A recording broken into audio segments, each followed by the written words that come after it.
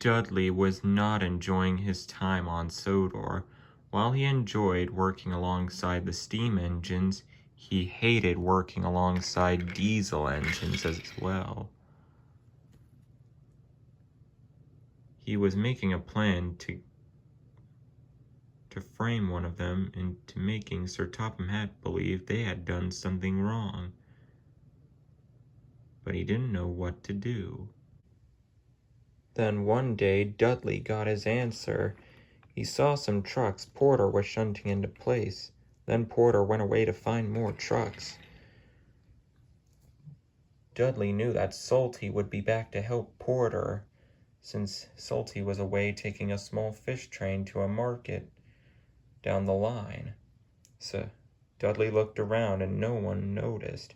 Then Dudley made his move and ran the trucks right off the track.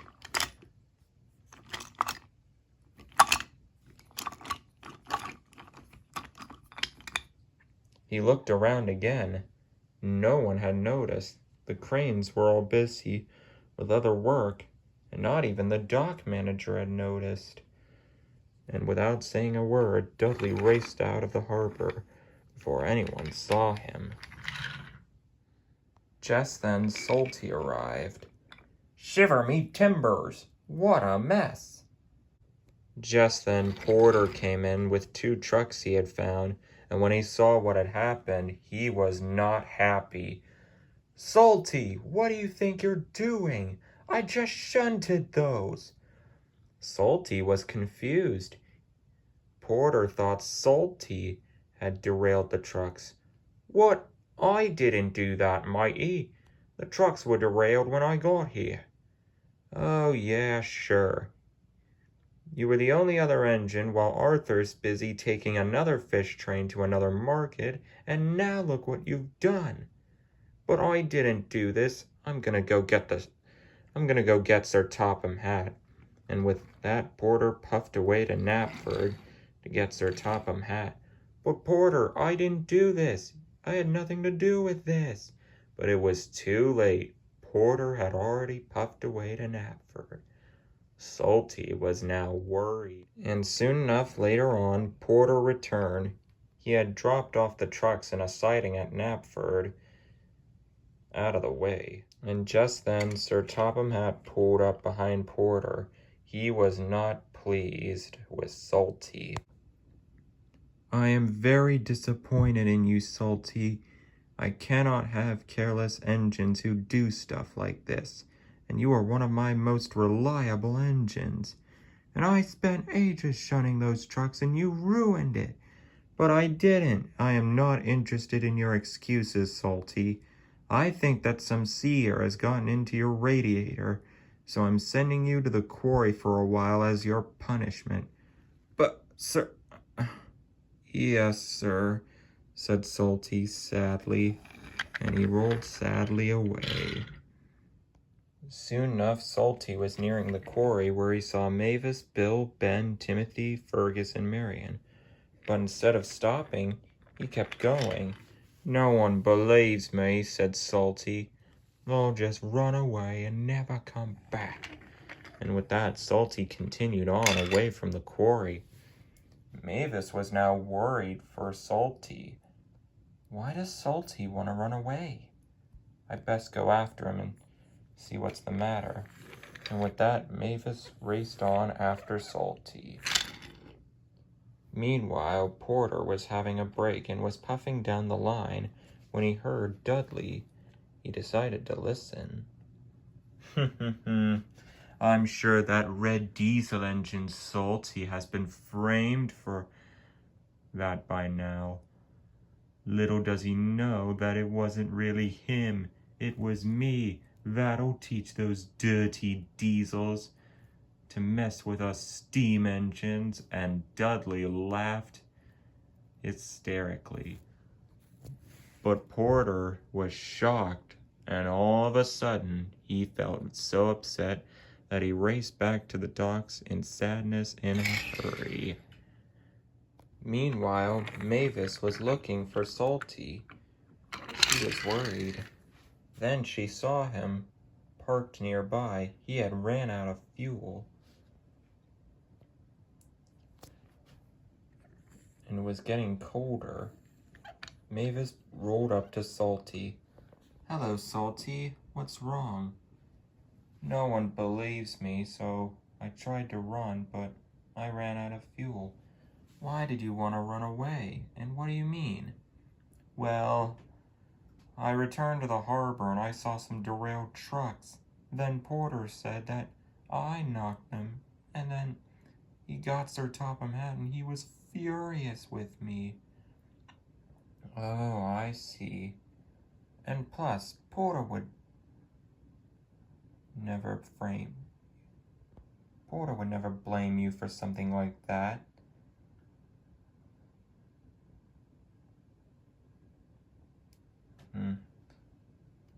There was a long silence. Then Mavis had an answer. "Come on, let's go back to the harbor and see what's wrong."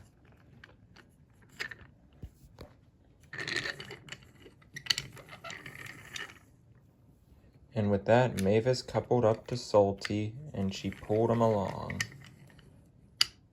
Meanwhile, Edward was returning to Tidmouth Sheds, finishing his last job for the day, when he heard an engine crying.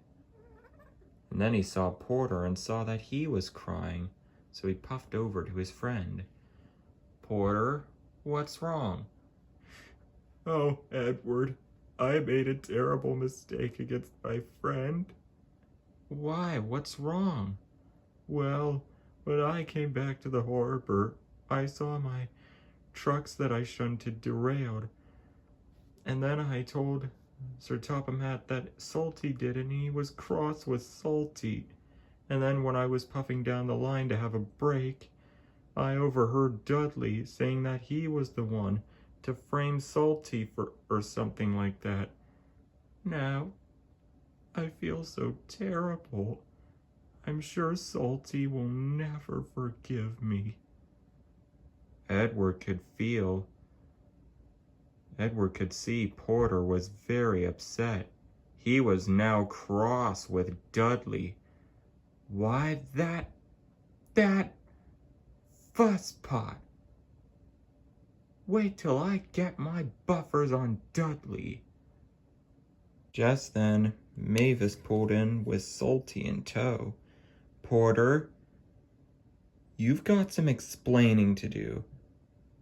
"Easy, Mavis," said Edward. "Don't be hard on Porter. He has learned from his mistake, though he had to find out the hard way." And Edward explained everything. Salty was shocked. "You mean to tell me that Dudley did it just to frame me for something?" "Looks that way." "Wait till I get my buffers on Dudley." "I know how you feel, Salty. I'm cross too." Just then, Thomas was puffing down the line with Annie and Clarabelle and his special coach. "Thomas, stop." "What is it, Edward?" Edward told Thomas everything, and he also said, "Can you pass this on to Sir Topham Hatt?" "Sure, Edward, of course I can," said Thomas, and he went off to find Sir Topham Hatt. "But Porter, even though you now know it wasn't Salty who derailed those trucks, and that it was Dudley, why were you still upset with him?" "I just like things to be organized, and when I saw how disorganized the trucks were when I came in, I just got so angry and upset that..." "Oh man. Salty, I am so sorry I snapped at you, and I'm sorry I blamed you for that. Can you forgive me, please?" Salty thought for a moment, and then he gave a small smile. "I forgive you, Porter. I know you like to be tidy with the trucks. You're a great shunter, after all, with a good record, too." "Indeed," said Porter, "indeed." Dudley was having a rest when he heard a whistle. It was Thomas coming in. "Oh, hello, Thomas. What are you doing here?" Thomas didn't say anything. He just glared angrily at Dudley. Then Sir Topham Hatt stepped out of Thomas's cab, and he was cross. "Dudley, you have caused a great deal of trouble. I'm very cross with you." Dudley was shocked. His scheme had been found out. "I heard everything from what Thomas told me and what Edward told him. And you bumped those trucks off the line just to frame Salty? Why?" "It's because of my hatred for diesel, sir. They are vile, nasty machines that take jobs from proper engines like us. All this because steam engines took over the rest of the world. I can't believe this, Dudley. I thought you would be a good fit for Sodor." "What are you talking about, Sir Topham?"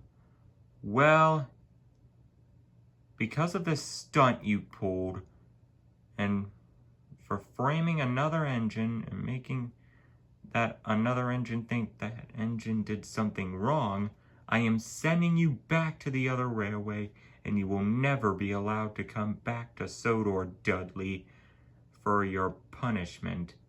"What? But, I... You heard Sir Topham Hatt, Dudley."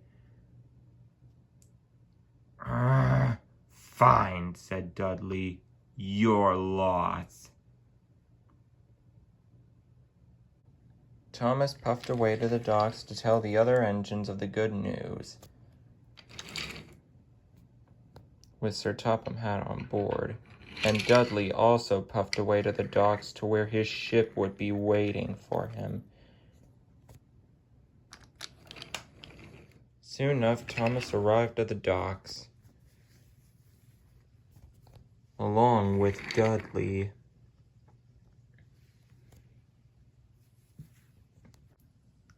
"You do not have to worry about Dudley anymore, my engines. I am sending him back to the other railway, and he will not be allowed to come back to Sodor ever again." "Well, that's good to hear," said Mavis. Aye, indeed. At least he won't try to frame another one of us diesels for something." "Agreed," said Porter. "Same here," said Edward. Soon enough, Big Mickey had loaded Dudley onto a ship, and the ship headed home for the other railway in the mainland. Dudley said goodbye to no one, but he gave them a nasty glare. "Good riddance to Dudley," said Annie. "I couldn't have put it better myself, Annie," said Clarabelle. The engines were very happy that Dudley was no longer going to be on Sodor, and they had also learned a good lesson to never jump to conclusions, otherwise it would hurt your best friend and his or her feelings.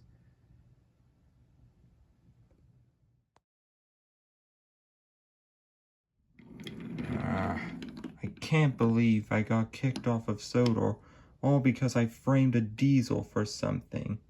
And of course I just had to blab it out when I was talking to myself, and now I get sent off the island, never to come back.